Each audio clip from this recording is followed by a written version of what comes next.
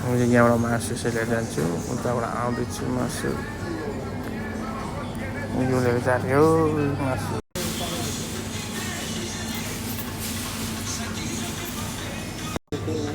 मासुको लागि पैसा छुटाउँछ मान्छेले मार्केटमा आलु र च्याउ पनि लिएको छौँ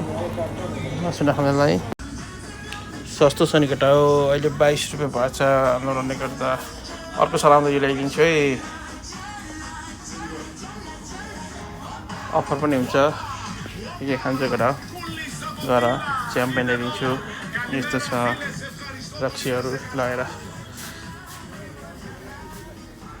अर्को पालि आउँदा केटाहरूलाई मोज हुन्छ है रक्सी ल्याइदिएपछि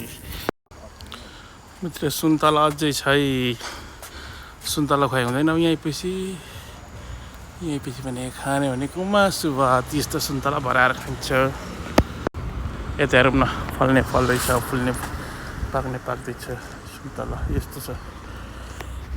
गाई चराउमा पुगिसक्यो घर गएको मासु बोकेर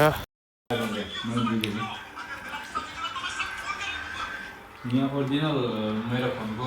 डिस्प्ले हाल्नलाई